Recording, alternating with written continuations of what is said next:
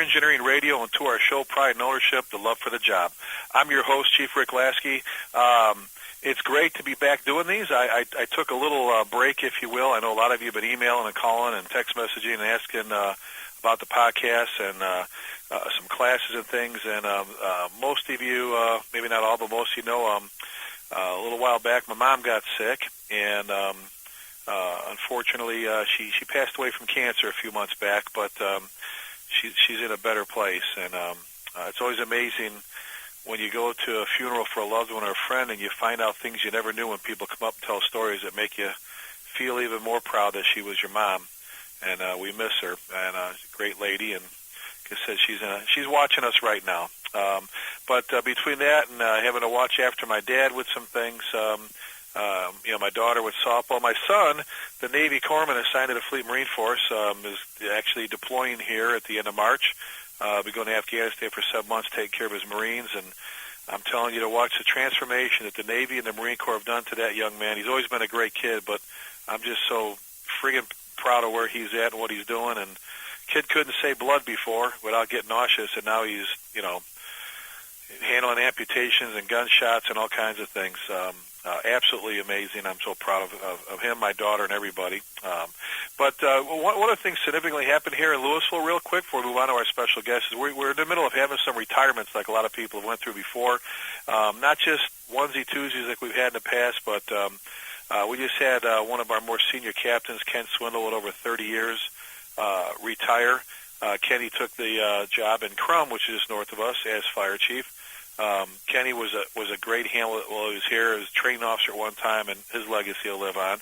And then Jerry Cunningham, 35-year battalion chief. What a man, what a leader, what an incredible shift commander, brother, friend. I can't say enough great things about him.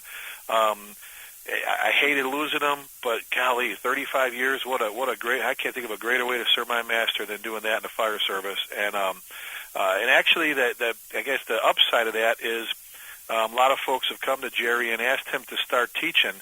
Jerry's taught programs in the past for years, from hydraulics to tactics and strategy, but one of his programs that he teaches is called What It Means to Wear the Red Hat, meaning being a lieutenant officer with the red helmet. And he teaches that with one of the battalion chief. My training chief actually took his position, Brian Freed.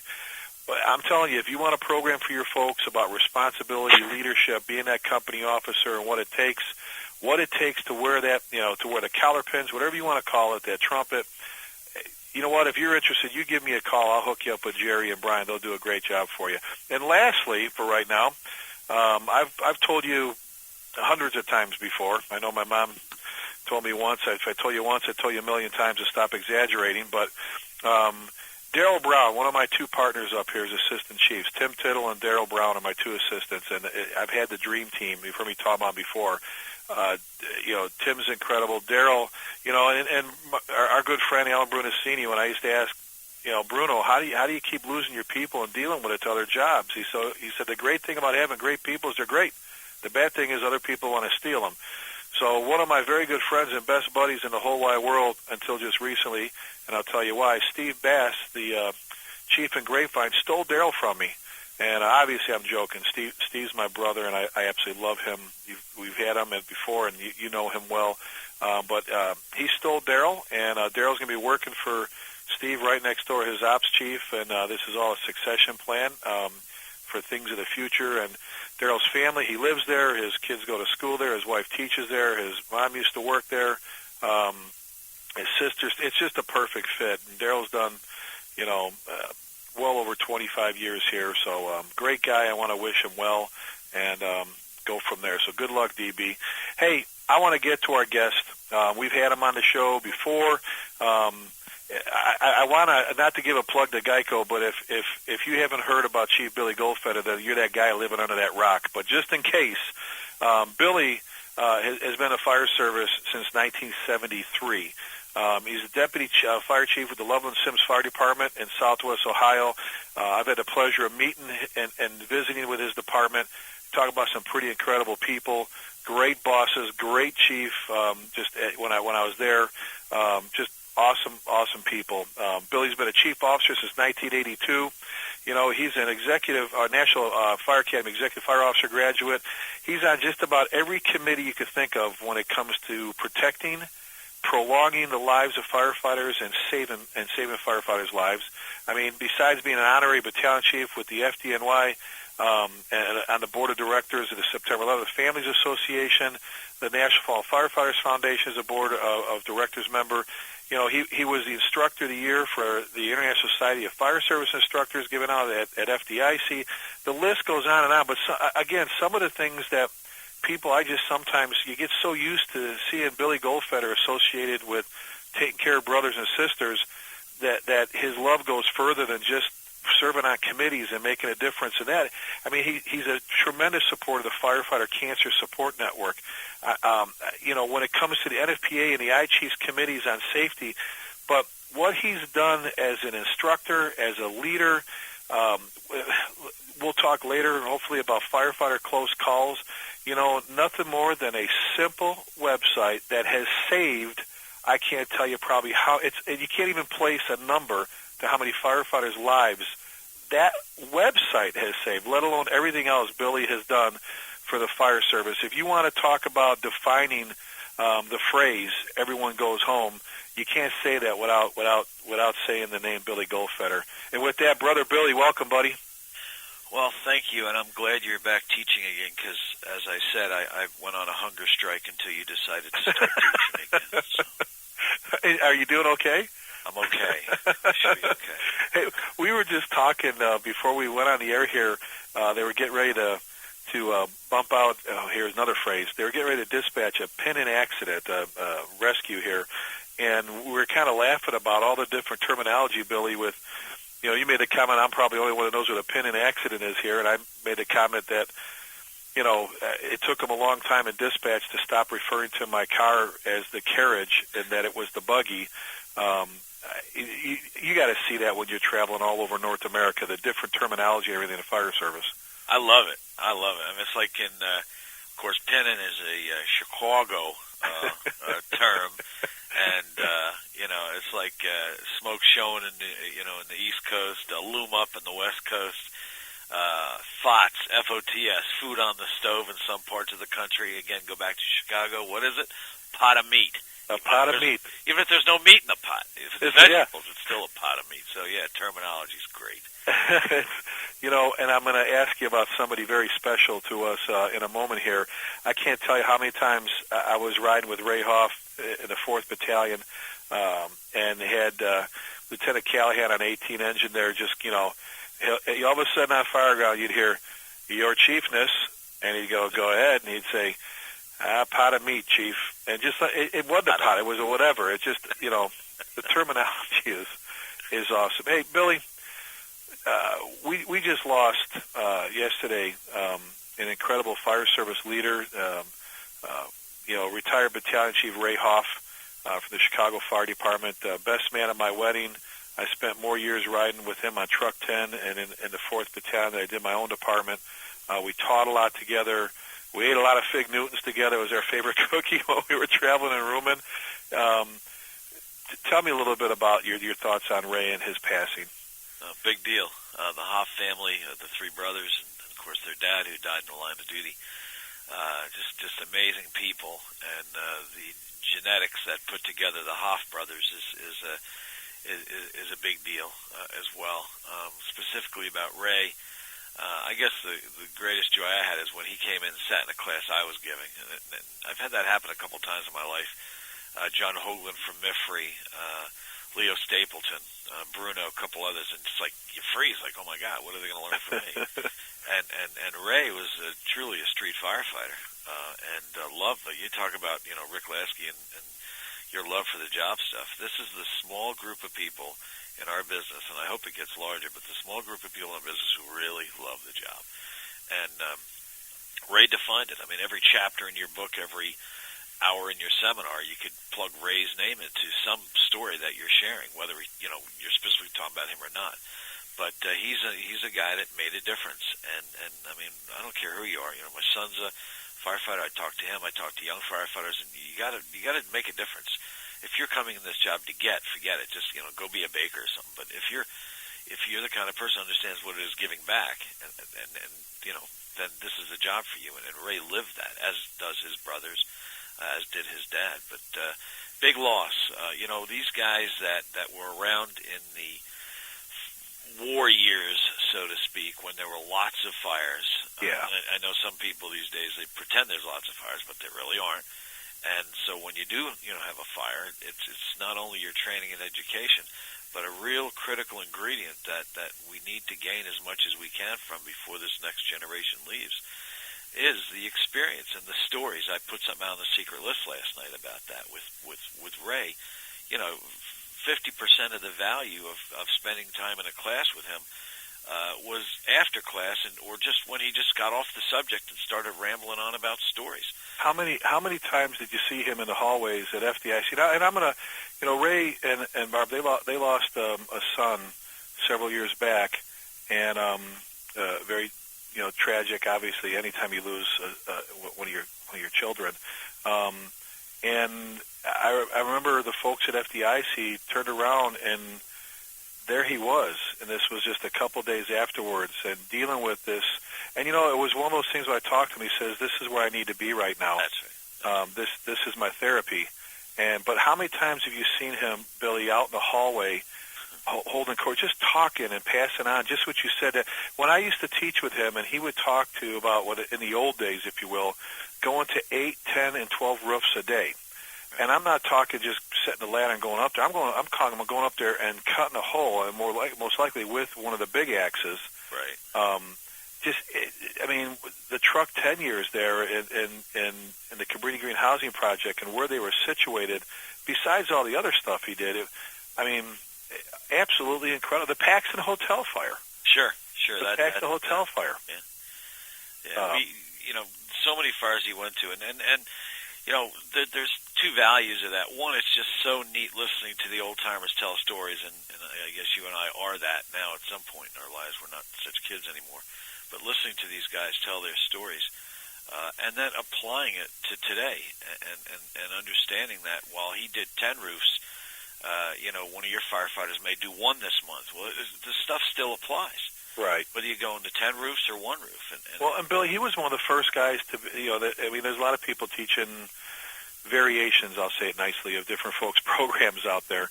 But I remember way back when he started teaching the class, truck without a truck. Right. And, because you'd go places and they'd go, well, here's this Lasky guy from the suburbs of Chicago and on the south side, and here's this Hoff guy from Chicago. What does this big city guy know about my department? We don't have a ladder truck. And he was able to bring, within 5 minutes, Billy, he had the class in his hand because he was one of us. I don't know how else to say it. Truck without a truck, here you go. Well, and he understood. He was one of the leaders who didn't consider it a career or volunteer or paid or any kind of issue. He was just as comfortable with 100 volunteer firefighters as he was with 100 career firefighters. And he understood that these volunteers and these small rural and suburban departments going in with, 2-3 guys on an engine or a ladder, they still need to get some of this work done. So he was able to provide that service. Oh, absolutely, Bill. We're going to miss him. It was unexpected. Any death is tragic, but this one was just, I had to call my good friend Chief Tom Freeman back and go, did you just say Ray Hoff? Because it just, and then I sat there in the bleachers at my daughter's softball game, kind of just, understanding everything. But just keep Ray's family and your thoughts and prayers, and there's a legacy that will always live on. Well, and again, as firefighters and medics or whatever you are, every day we see how quick life can be cut short. And here's another example with Ray. And while we sit and think about him and we honor him and keep him in our memories, just one more reminder is to forget the BS and get focused on the good stuff. Exactly. Absolutely. Hey, folks, we're visiting with Deputy Chief Billy Goldfeder, the Loveland Sims Fire Department in Ohio. And, Billy, let's talk about the perfect storm, Chief. Let's talk about, you've written on it recently. When's the last time you've seen, and I've had different people tell me different things about this, the last time you've seen the economy affect the fire service like you're seeing now, Billy? Not in my career. I mean, I guess back in,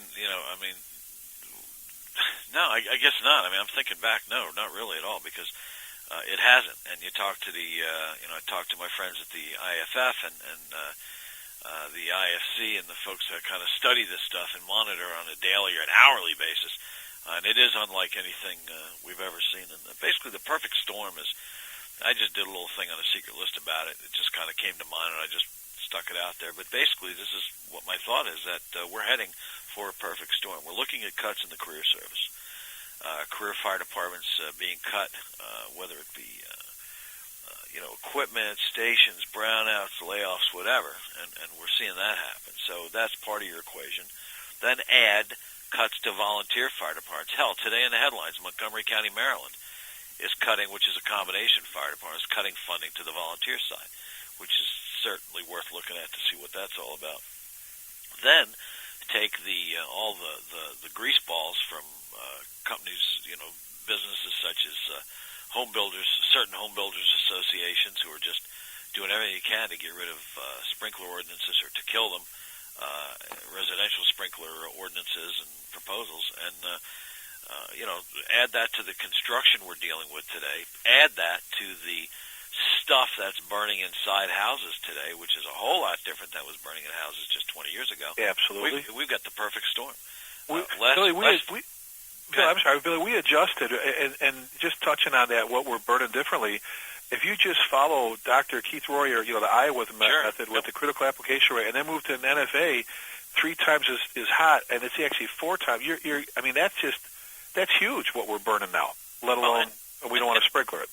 Well, and a community has to make decisions, but then we have to reflect those decisions. In other words, for years, we would take a little cut here, take a little cut there, do a little less, and still make it work. But we can't make it work anymore. We can only do so much. And I'm not advocating, job actions or anything at all like that. But what I'm saying is that, at some point, the fire chief, the fire commissioners, the union, the association, whatever you have, has to make it clear that if council, you're going to make these cuts, then this is what we can do. In other words, you go with Plan A, we can deliver the solo service. Plan B, we can deliver this. Plan C, we can deliver that. Now you decide what you want. It's really a simple yet highly emotional issue.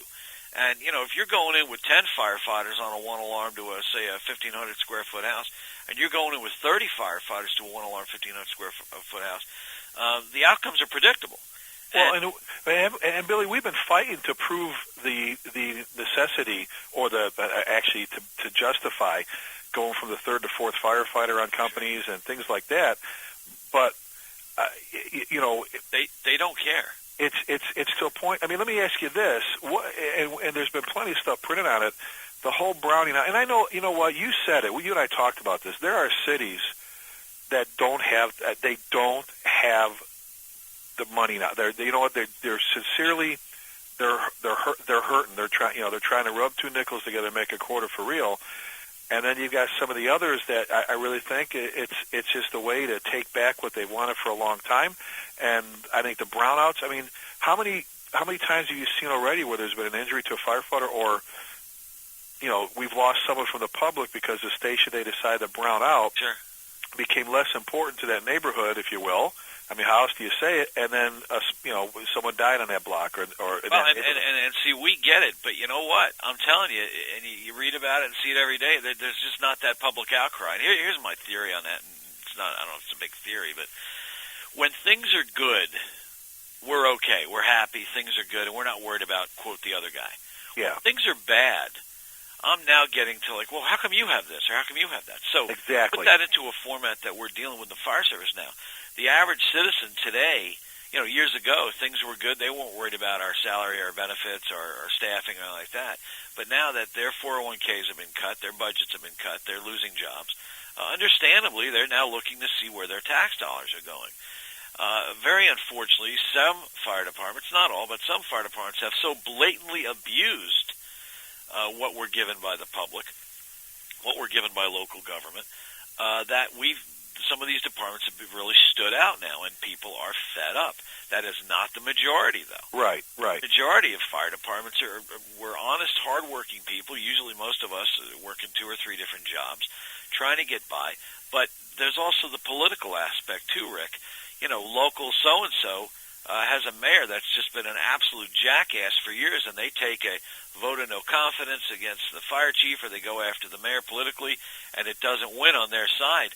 Watch out, because this is payback time, and some of these politicians, some of these greaseballs, are using the economy as the excuse to cut. Well, and look what happened up in the suburbs of Chicago with the consultant, if you will, telling the village board at that meeting, on tape, I'm not talking out of school here, on tape, it's been all over the internet, you start firing these firefighters and you'll get their attention. Sure. Let them go home and tell their wife, I'm out of a job, because of this and this and this and this, and you'll get their attention. And I'm like, and when you heard that, I don't want to get into that one because it just infuriates me to listen to this guy talk, and to have people nod their heads up there saying and agreeing. Now, again, not all politicians. I've got a congressman here who fought so hard for the 9/11 health care bill. I mean, he, at the risk of having his own folks in his own party turning on him, but he had some great points with it. And the same guy that's fought for funding, to stay with us,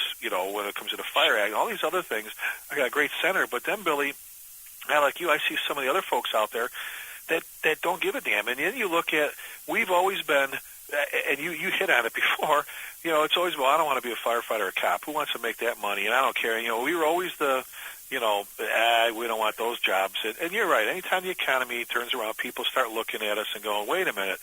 But, if you chose to be self-employed, then you chose not to have a pension. If you chose to go to work for a business that has profit sharing as your pension program, if you will, then that's the choice you made. We made choices to be firefighters. And, I can play the whole, it's a dangerous job, it's a stress level job, and all these things. And, I know that kind of wears the public out sometime, Billy, but we just talked about this morning.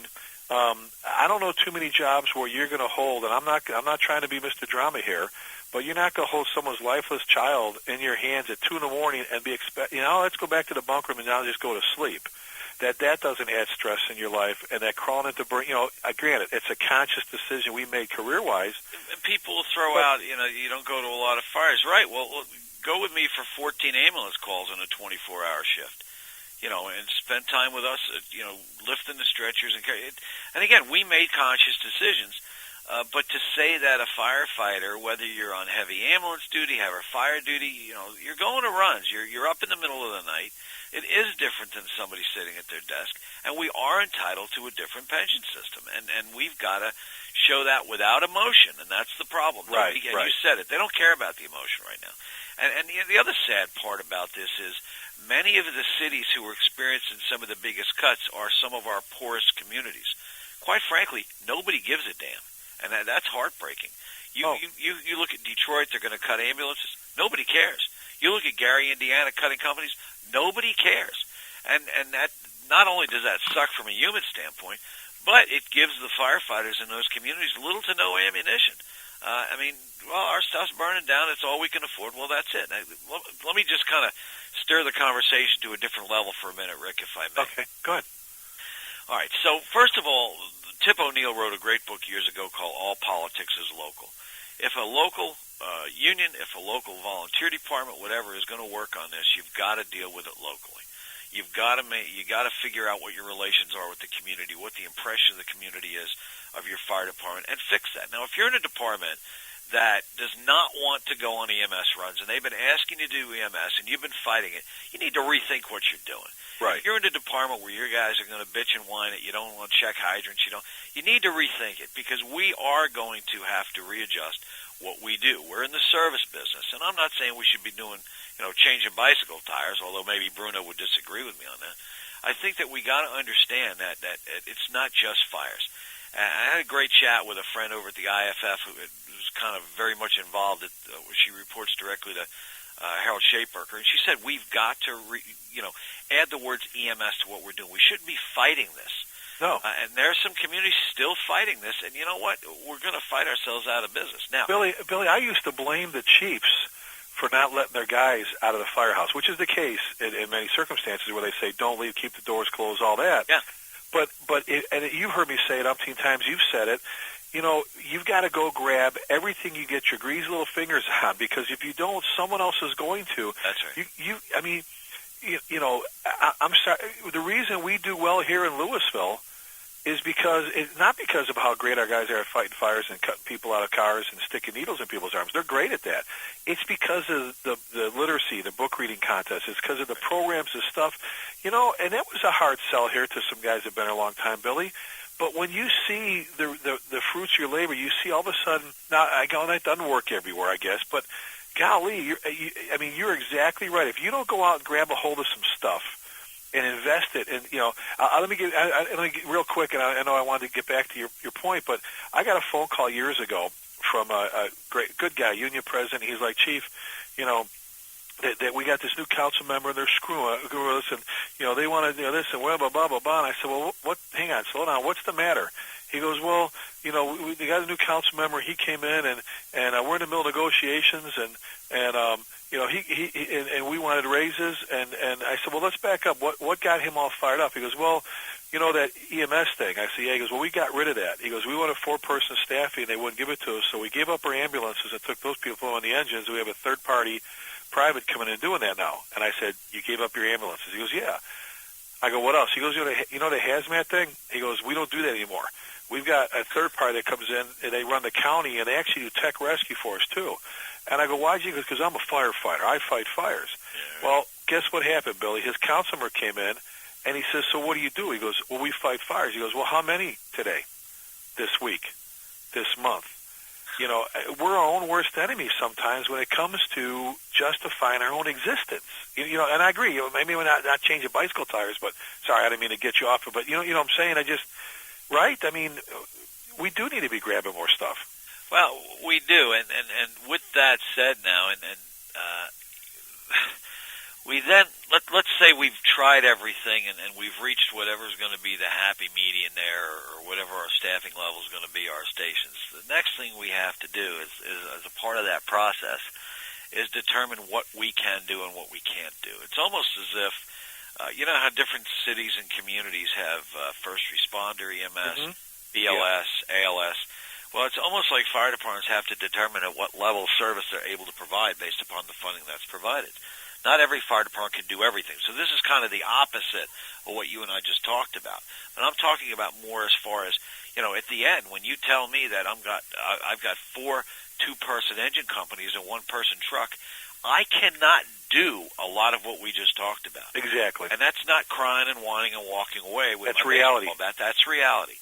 And when it comes to fire specifically, not only do we need to make sure ISO knows what the cuts are, and so they can advise the community what that's going to do to their insurance premiums, but we as command officers have to then rework policies and procedures that reflect a different way of operating.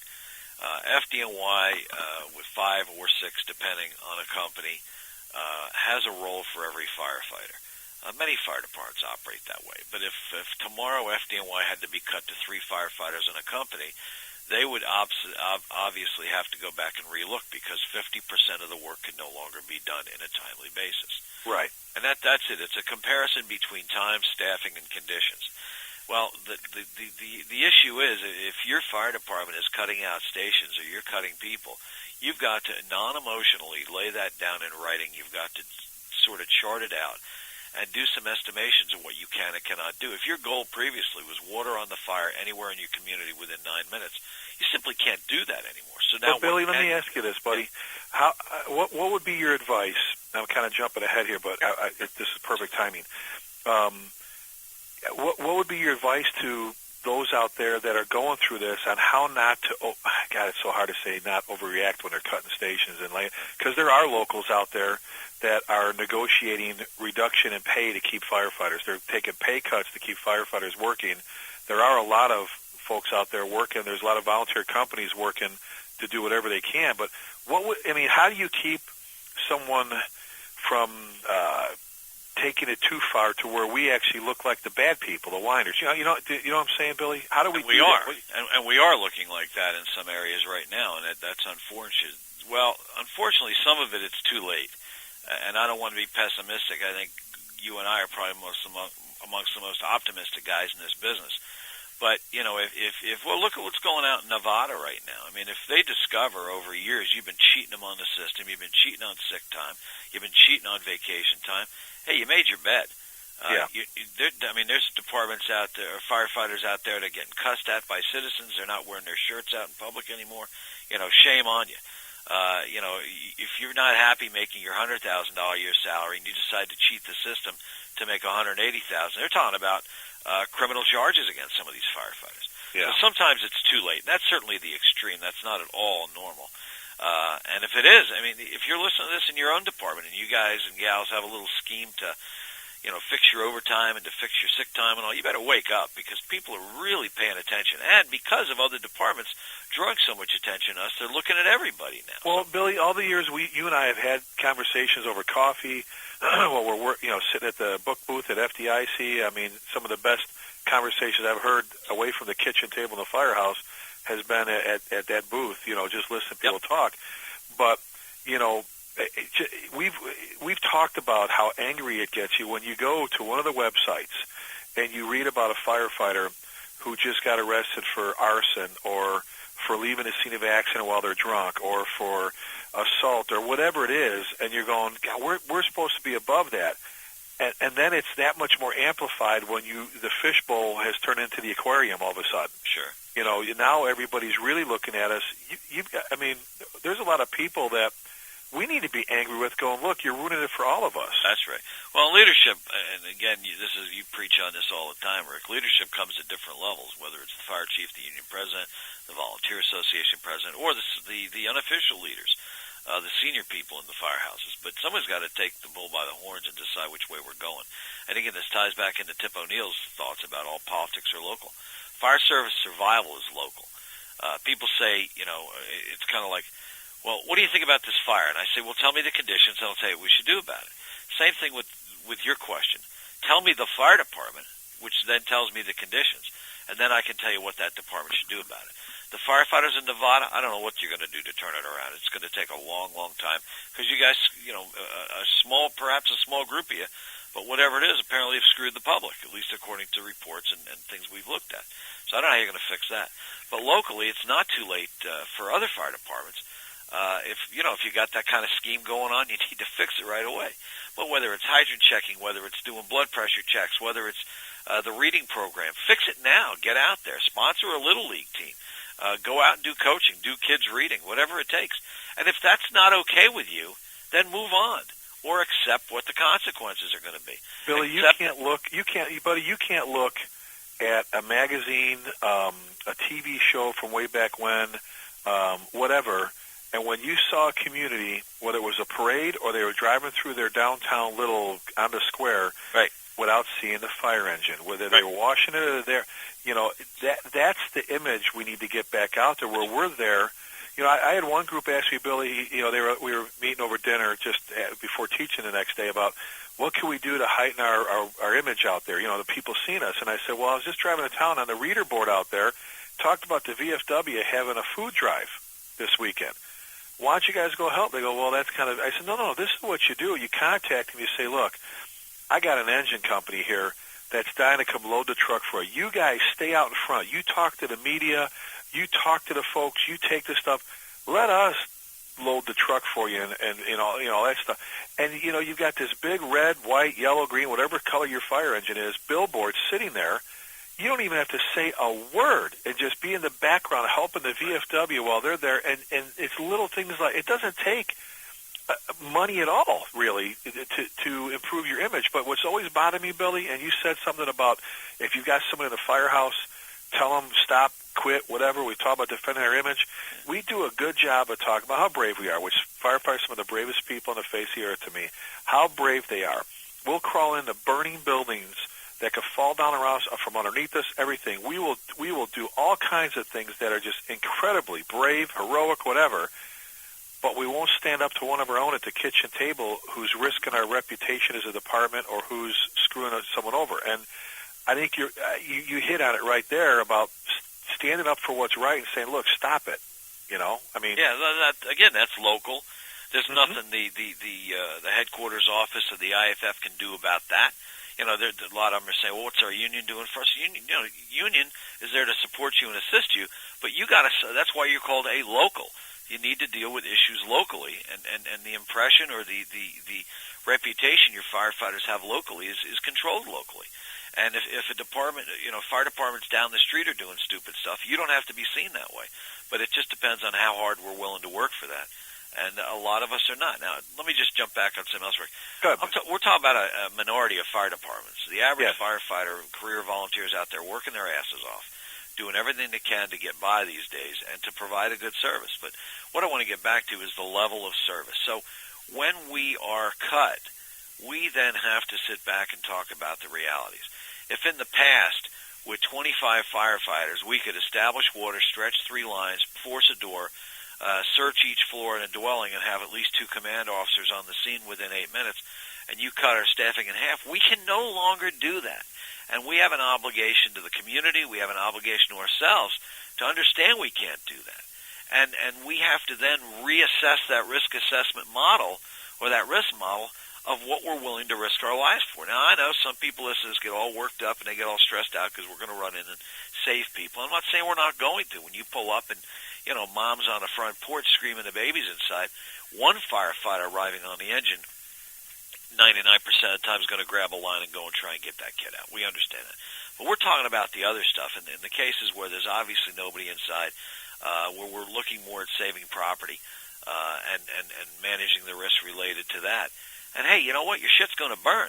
I mean, it's just only so much we can do about that when you continue to cut us, when you continue to brown stations out, when you continue to cut equipment, when you fight us on sprinkler ordinances and fire prevention codes. Billy, it's just the reality of it. Do you think, though, Billy, and once again, folks, we're visiting today with Chief Billy Goldfeder. Billy, do you think we're not doing a good enough job educating the public as to what we actually do on so many different levels, but one of those levels being just because 2 fire trucks show up instead of 3 doesn't mean everything's going to be the same. Do you think we do a good enough job explaining what the task, you said it before about FDNY, everybody's got a role.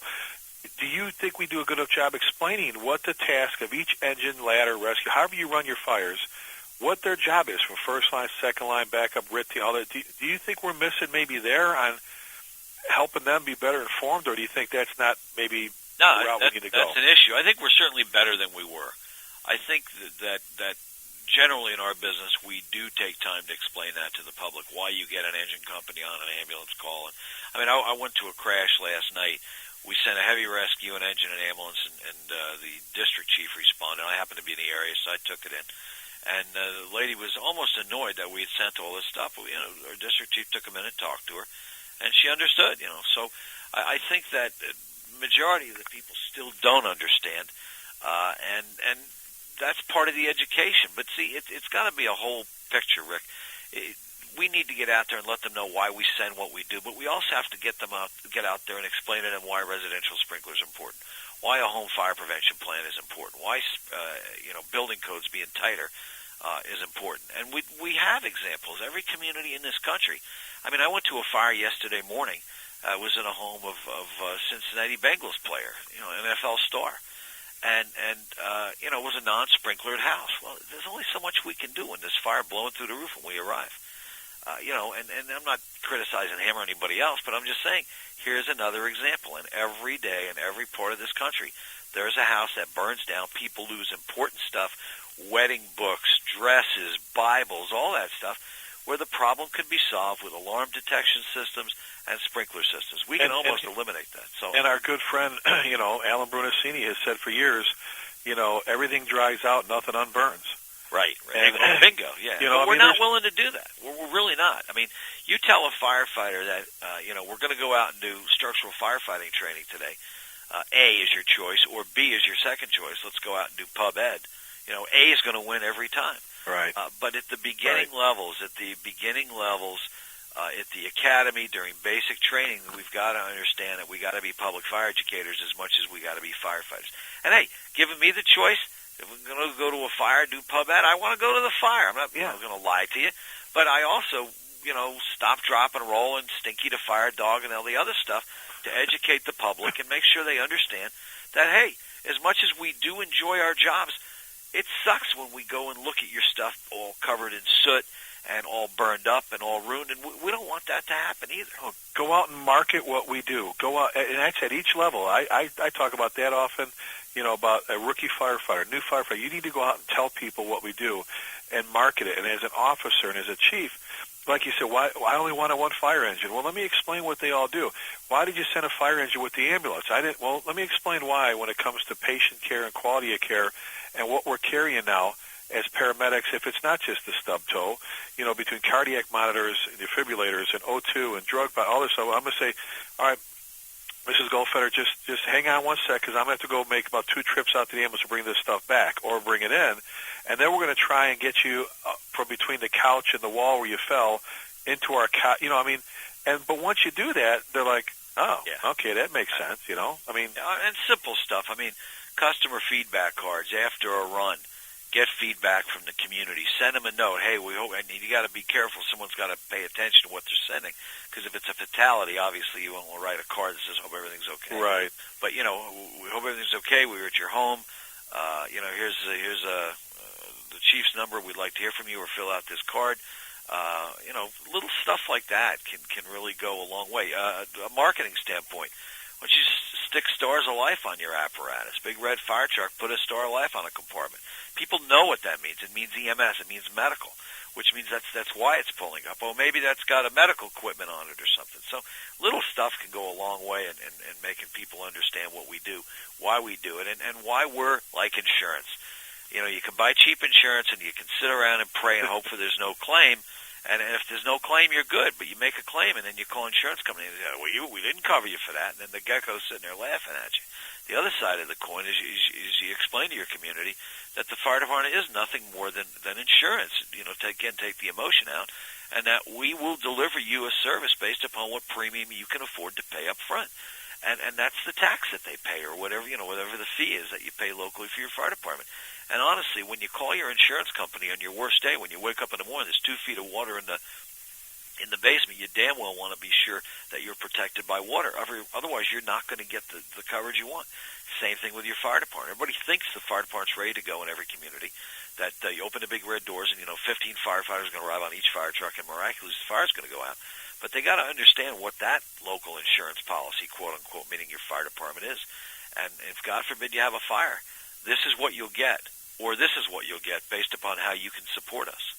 Well, Billy, let me ask you this, because, like I said, you're not only are you reaching people worldwide, and I'm not blowing smoke, no pun intended. I'm Billy Goldfeder reaches to everybody. Okay, let's just call it what it is. But let's talk about training for a second here. Budget cuts. We talked about the attack on the pensions and that we need to do a better job marketing ourselves and browning out stations, and that we have to go out and tell people that this won't work if we don't have this. All right, first thing that seems to always go is in a department budget-wise, I know it is here, is training money. Where is the training money? Do you see a lot of folks that come up to you and go, well, I can't train because they cut my budget? What's your advice to someone to get past that in order to still train their firefighter? You know where I'm going with this. Right, yeah. How do you still train your guys? Stop the bullshit is the answer. Look, it's important. We're all going to be out at our, quote, annual convention next week, and when Commander-in-Chief Bobby Halton brings us all together for FDIC.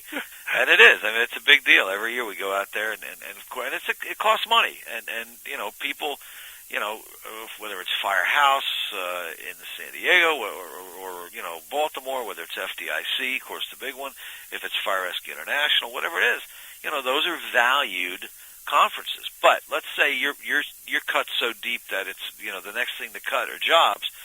So how do you train without a budget? The internet. There's so many opportunities out there. Forrest Reeder, who's a chief at Forrest, he's a chief out in Illinois. Forrest is the drill master for firefighterclosecalls.com as well as fireengineering.com. And he does weekly fire drills and it's all there. Hell, everything you need to train on sitting inside the firehouse. Would we like more videos? Hell yeah. Would we like to buy training props? Of course. And there's value to that, and they are justifiable in budgets. But when I'm just looking at the headlines today, Rick.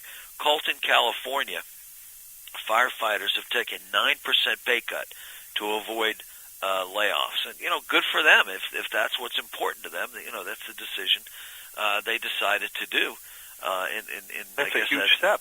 San Bernardino County, it looks like, or something like that. I haven't read the whole article. But, when you're down to the point where we're losing benefits, we're losing this, we still are going to calls. We're still going to fires, to crashes and things like that. We still have to train. And that takes a little bit of motivation, a little bit of, a motivated training officer is a rare thing. But a company officer motivated for training as well is to get them out onto the bay floors and pull this stuff off and use it. Every day is a training day. Basically, a good rule of thumb is look at the apparatus you're riding on. Are you an expert on every piece of equipment on that rig? And, our mutual friend John Salk, he'll tell you that everything you need to train a fire department sitting right in the fire station. Oh, he talks about polishing the brass. That he never understood when he was a rookie why they were out there polishing the brass, couplings, this and that. But then, you know what? When all was said and done, he knew when something wasn't right. The weight, how it felt, whether it was rounded, just there was here's a good one for you, Billy. You remember Sal Marchese, our good buddy from FDNY, 142 truck in Queens, we retired, taught with us. He gave me, I call it the Sal drill for straight and level. It's kind of. I was at his firehouse in the middle of a heat wave in New York City, and he pulled the airbags out, and they drug this railroad tie out from the side of the building. And here's a freebie. Here's a challenge for you. This is awesome. My guys do it all the time here to practice teamwork and working with the airbags. Here's this railroad tie in the middle of the apparatus floor. It could be snow and rain and hot, doesn't matter. He takes a glass of water, fills it up to about an inch from the top, and sets it in the middle on top of it. Says, okay, your patient is pinned underneath there. You have to get that railroad tie, that building, whatever, off their legs. If you spill any water, you crush their legs. And that's the guys stare at each other, and now all of a sudden they're working their wedges to get the bag slid underneath, and they're working not to spill it. It's up and down, whatever. And it becomes this contest to see who could raise it the highest without spilling the water. Didn't cost them a dime. Right. Yet, when they go out, little things like that. You said the Internet. There's still some chiefs, and, there's software programs now to protect you from going to the wrong site if you're worried about you guys going to the wrong site. But how can you not go to... I'm looking at fire engineering to the training page and the videos, Billy, the YouTube. Guys, come here. Look at the smoke on this. Look at the behavior. Look at the stuff that Frank Montagna does. I mean, amazing stuff. And it doesn't cost you nickels. So anybody who's not training today, that's just because you're lazy or it's just an excuse. Well, and then this is going to have to do really nothing with the budgets and what we're talking about.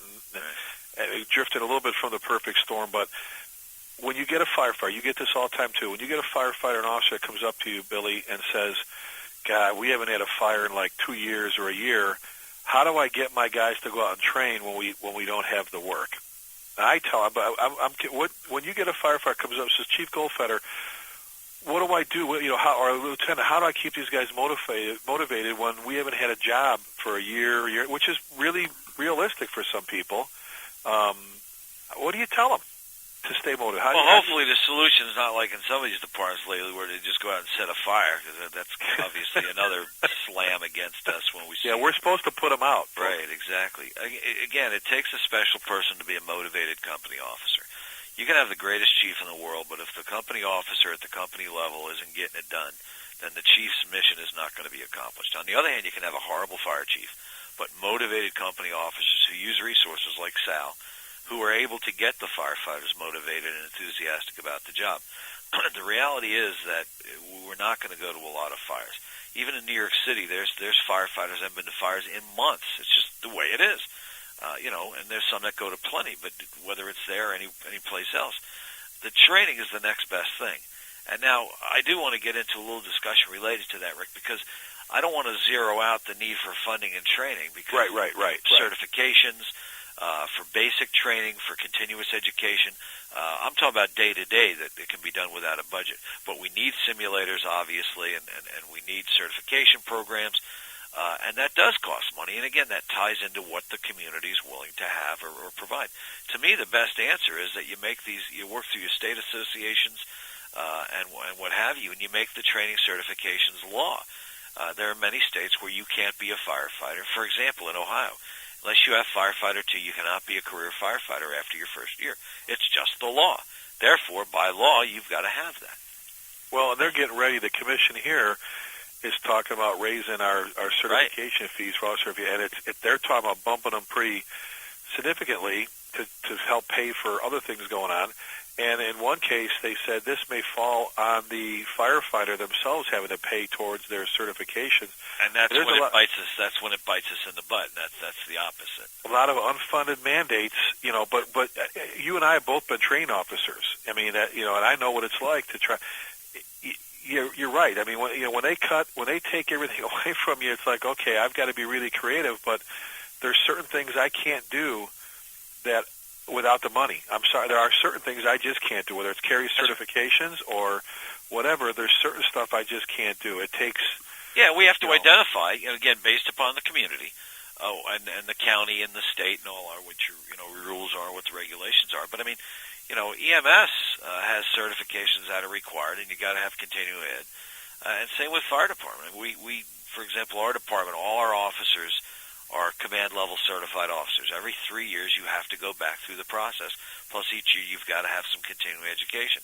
That's what our city managers, because we cover 2 communities, agreed on based upon the need presented by our fire chief, and we get that funded. It's necessary to do. The other side is that there's grants out there. I mean, I just saw the other day that some fire department got a grant, and I'm sorry if you're listening, but this infuriated me. A fire department got a federal grant to get fire-resistive uniforms to wear under their bunker gear. That's nice and all, but number one, your bunker gear is going to take care of 99.99% of the time. But what about the parts that don't have training programs, that are running 40-year pieces of apparatus? SCBAs that are way, way, way out of date. It just makes me crazy. So we need to probably go back and look at some of these grants to see what's important and what's not. Of course, getting all our fire service organizations in the country to agree on something is going to be a challenge. But if we all agree nationwide that everyone should have Firefighter 1 no matter who you are, and we all present that as one unified voice, we're going to have firefighters certified nationwide on Firefighter 1. The problem is, though, that not everybody is going to support that. Well, and how do you get to, I know we've talked about this because you even had a meeting down here in Dallas at the I-Chiefs convention, not to get into that one, about, I call them all the elemental Ps, all the different groups. Right. How do we get to, well, we still got time, buddy. How do we get to the unified voice, Billy? Boy, I'll tell you.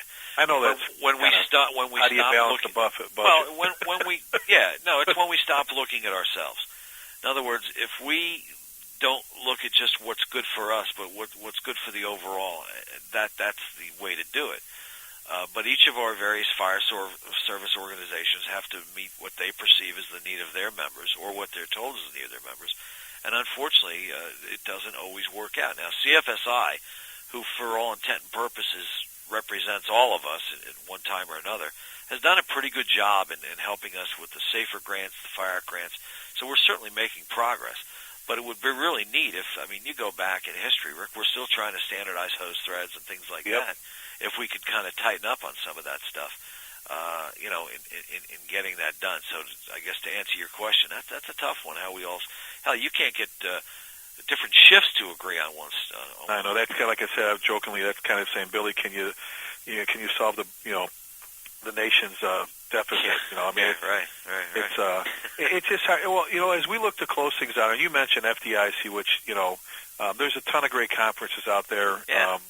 FDIC is to me like the show of all shows. It's a great time. Most of not only the great classes, but there's a tremendous learning experience that goes on the streets, at the restaurants, at the bars, in the lunchrooms, at the hallways, on the street corners, in the hotel lobbies, whatever. That's going to be next week from the 21st through the 26th. But as we look to close things out here with you, buddy, and now that I'm getting these, we're going to get these done again. I got to get you back on because a couple other things I already wrote down. I want to get your feelings on, Billy. Sure. If we were going to kind of close things out here next, however many minutes and that, your advice, we'll kind of go back to this, your advice to maybe the firefighters, to the company officers, to the chiefs, on how they should be, and I know this is kind of, this is general, reacting to all this. You talked before about, not overreacting, but what do you tell, if you were brought in and you had all these men and women, you're like, all right, I got to control this comment. What's your advice to them with all this crap going on with the budgets, pensions, and so on and so forth? Well, to the firefighters, this is a tough time to put a happy smile on your face in many areas. But do a reassessment. Are things, again, income's a tough thing, benefits are a tough thing. but you still decided to be a firefighter, and you've got to decide whether you're in or out. And look, again, I appreciate how tough it is right now, but we still have to go. People are still going to call us for help. So instead of sitting around for 5 hours in a firehouse, being upset over stuff and not doing this and not doing that, maybe getting out in the truck room floor and doing some stuff, doing some work, doing some details, doing some training, kind of helps keep our mind off of it. So that's kind of at the firefighter level. Also, we need to do as we're told. Just because we don't like something doesn't mean we don't do it. We really, you and I could do a whole show on this. We really need to crank the discipline up back in the firehouse. Yes. Not only our own individual discipline, and taking the time instead of watching Oprah, record it, watch it tonight, and let's get out there and do a drill. Let's hear doors slamming. Let's hear compartments opening, things like that. Taking that effort. But also, if the policy says lay a line, lay a damn line. If the policy says wear your gear, put your frickin' gear on. It's just enough already. These policies and procedures in almost all cases, not all, but in almost all cases, were written by people who were going to fires, probably a lot more fires than you, and well before you were thought of be on the fire department. You join the fire department, follow the policies and procedures. Not everything's so democratic all the time. And this is not that I keep saying this, but you and I have talked about it. Our good friend Ron Cernicki, Brother Ron, he understands where I'm coming from, where I've said this before, that, I think it's absolutely incredible that the XYZ Fire Department just got an award for wearing their seatbelts. Right. I think it's incredible that they did that. And, my flip side, my joke is we actually are giving out awards here if you don't do crack cocaine or if you don't beat your spouse. Because let's find some other laws to give awards out. You know what? It's called putting your seatbelt on. It's called a policy. Now, I applaud them because that's how I think it's kind of a slap on it. You're going to go to your church on Sunday, and the pastor is going to say, so, Billy, tell me what's going on. Loveless said, what's happening? Oh, we just got a national award. Preacher, well, what was it? Billy, share with the rest of the group. We got an award for wearing our seatbelts. Whoa. Somebody's going to pull a traffic ticket out of their pocket. I got a ticket for not wearing mine. Right. Don't you guys go to accidents where people's bodies are thrown out of cars and dead and children? And doesn't have, if you don't want cancer, put your face piece back on. Right. If you don't want to blow your back out, get enough people there to lift when you're. I mean, isn't that? You just said it. It's called accountability. Well, and this is what bites us. We had a big battle with the National League of Cities 2 years ago on the cancer issue. We're still battling, obviously. But when they break out, just by going to YouTube and they show video after video after video of us not wearing our masks in major smoke conditions, how do we win that battle? So, exactly. Yeah, we need to tighten back up, and we need to get back in a mode of that. We're quick to say, "Oh, we're a paramilitary organization." Bullshit. You want to act that way, then let's really get serious about it. And it's not always going to be our way, and it's not always going to be the fun stuff. It's got to be that here's the policies, here's the procedures, we've got to follow them. If we don't like them, propose some changes. Give us some ideas. But damn it, sometimes we just have to do as we're told. So that's at the firefighter level. The next is the officers. Toughest job in the business, the first line company officer. Has always been, always will be. That's where the rubber meets the road, and that's who really has to get the work done, still being a part of the brothers and sisters. And, we play hockey together and softball together, and next week come back from the game, and I'm your boss. To be an officer, the best thing you can do is first decide if you want to be an officer. You got to decide when you're going to take that test, are you able to enforce the policies without being one of those officers? Well, I think this is dumb, but you got to do it. I can't stand that. Exactly. You got to buy into what the policies are. So the key is a good company officer. To the chiefs out there who are in charge of promotions, think real hard about who you're promoting up and have programs in place to determine whether they have the capability of being a boss. I'm not saying be a jerk. The jerk quote is full. But I'm saying that the key to your success, whether it's survival, whether it's pub ed, whether it's taking care of equipment so it lasts longer, is your first-line company officers, the most important job in our business as far as getting stuff done. The next level you said about the chiefs. The chief. What do you tell that chief? Whew, man, tough job. When you become chief in a lot of places, you're no longer really on the fire department. You now become part of the county administrator or the city manager's staff. And that's tough. It's like you're schizo. One minute you got to act one way, next way you got to act another. And the fire chiefs have got to be open and honest and to themselves be true. And what I mean by that is don't sell out to the city saying you can get stuff done if you know you can't. You got to be honest. You got to be forthright. You got to let the council, you got to let the administration, you got to let the citizens know what the facts are. And you're walking a tight line, and a lot of chiefs are afraid to do that because most chiefs are in the last years of their career and they're protecting their pensions. You can't blame a person for doing that.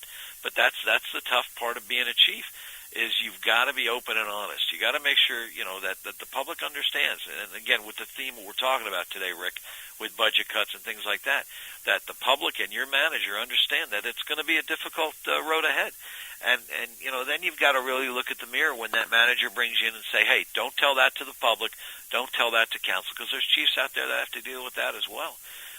They don't want to know what, their bosses don't want the public to know what the truth is. But to thyself be true, and that's what the fire chief has to be, is to let the public know that, hey, if we make these cuts, and we're not being dramatic, we're not, I had a boss years ago tell me, don't hold up dead babies when we go into this meeting. And what he meant was, don't be overly dramatic. Okay, I won't, but I will give facts, I'll give honest numbers, and I'll share with them, showing them that, if you're going to make these cuts, there's going to be impact. I mean, you cut the garbage department, garbage is going to sit on the streets longer. It's just that simple. You cut the fire department, fires are going to burn longer, property is going to be more destroyed, and more people have the chance of getting hurt, including us. So, and I guess the other group, so that's kind of the chiefs, Rick, is that they've got a difficult job right now to try and maintain morale, try and maintain, positive stuff, provide firefighters the equipment and stuff we need to get done, while also appeasing the politicians. And it's a special person who can be a successful chief like yourself. Well, really your leadership assessment is constant, right? We've said that from the beginning. Yeah. Your leadership is, you're always being assessed on your leadership abilities and how well, it's easy, right? All the cliche, it's easy to sail a ship on calm seas. But the true captain is the one that can sail, storm. And perfect title, buddy, the perfect storm. I mean, that's what it is. Before we close out, one last question for you, and I always ask this of our guests, and you've done it for me before. All right, let's just blank the screen, shake the Etch-a-Sketch, as I call it right now, because that's my boss just shook my Etch-a-Sketch. I've been working on it for 10 years, and he just shook it. Anyway, your advice to the firefighters out there to keep them healthy and safe. Well, obviously the big issue is, watch what we're eating and exercise and stuff like that. But that's the obvious. The biggest thing right now is size up. We're really starting to miss that again. Big deal to me. We've got numerous line of duty deaths I've been involved in the investigation of, where size up or the failure to size up resulted in the death of firefighters and civilians. If you're going to FDIC next week and you see a class on size up, attend it. Yeah. If you see 5 classes on size up, attend it. I'm doing a hot class on Monday and Tuesday, and then I'm doing something else some other time, I forget. But we're going to cover size up in every aspect. I think all of us, all the instructors, cover size up in what we're doing. But you can't go running out onto the football field until you've taken time to determine how the other team's going to operate. The difference with football is you've got months and months to study the other team. With the fire service, you might think you have no time to study, but you do. That's by getting out there, studying your buildings, pre-planning what you're going to do, what your water supply is, what your construction, what your hazards, and determine what the resources you have are to respond to that fire. If your department doesn't have the resources to respond, it's time to put together some automatic mutual aid programs. But whatever it is, that's pre-size up before the incident, and then when we pull up, knowing what we're going to bring based upon pre-alarm assignments and staffing and all that, determine what your fire problem is and deal with the problem. And more, Rick, we're reading, and we just saw the UL study, which is just groundbreaking, that came out, Water on the Fire. Now, you might think that's groundbreaking, but you go back to Chief McAniff's book in the 50s or John Norman's current book, the Fire Officer Book on Tactics. They all say it. The most important job we can do on the fire ground to save lives is to get water on the fire. Oh, absolutely. Make the problem go away. Size up the building, size up the situation to get water on the fire. And as they said in the UL study, it may not always be by going on the inside anymore. Things have changed. The conditions inside are a lot more dangerous than they were. Add that to the perfect storm discussion, and you got a heavy fire blowing out a window. The UL study's telling, by the way, that study was done by seasoned veteran, Chicago, New York City, and other firefighters, saying you may want to make a quick hit first to darken down that fire and to reduce those temperatures before you send your people inside. So exactly. Size up, size up, size up. Well, outstanding, buddy. Hey, we've been visiting with our very, very good friend and brother, Chief Billy Goldfeder. Billy next week will be at FDIC, but don't just wait for that, man. All you got to do, Google his name, and you'll spend hours looking at all the stuff he's done. And if you're not a member of the secret list, if you don't visit, firefighterclosecalls.com, you are the guy from Geico that's sleeping under the rock. Go out there and seek that information from Billy. You do that, you'll be saving lives. Billy, if someone wanted to get a hold of you, whether it's to do a lecture or advice or whatever, I know we've just talked about some websites and things like that. What's the best way for them to reach out to you? So Firefighter Close Call is just right on Contact Us, and you can contact me that way. I'll do the best I can. Honestly, I'm drowning in email. I don't know what to do about it. I wish maybe there'd be like once a year the internet would go on vacation so we could catch up. It's crazy. You got to almost hire a staff because you go, and you feel bad that you can't get back to them as quick as you do, but it's just there's only so much time to type some of the response. And you don't want to just send a generic response because then that defeats the whole purpose. No, I'm looking at my computer right now with 829 emails. I don't even know what help. Hey, but don't be afraid to reach out to Billy. Give him a shout, and especially you get him out your way. And if it's not if you can't get him out to teach a program for you, then buy him a cup of coffee because the 5 minutes you'll spend with him will be absolutely incredible. Brother Billy, I can't thank you enough, pal. I really can't. I could sit and talk to you all day about this stuff. It's a pleasure. I look forward to seeing you at FDIC. We'll be there Sunday to Saturday, and Saturday's the grandson's day. So my oldest grandson, who's 3, has been at every FDIC since he's been born, so we're starting a tradition. The pens, paper, all the bags, all the stuff, all the squishy things, all the things you get in the bag for them. Rulers, all kinds of stuff, markers. We're looking forward to seeing everybody at FDIC and after that as well. And again, Rick, our condolences on the loss of your mom, but we're glad you're cranking things back up again. I appreciate that. Brother Billy Goldfeder, can't thank you enough, and thanks for being our guest. And one last thing here, folks, before we close things out. I know to some of you, and I'll be reaching out to you this week, that I had to cancel with when my mom got sick and passed away. I'm reaching out to you to see if you want to reschedule. And if you're looking, if you're looking for a program or to get things going again, just give me a shout. You can reach me at rick@prideandownership.com. That's rick@prideandownership.com, or give me a ring if you got my number. It's all on there. We'll see you at FDIC next week as well. It's going to be a great conference as usual, a great time, and we always end these shows with 2 very, very, very special and important words.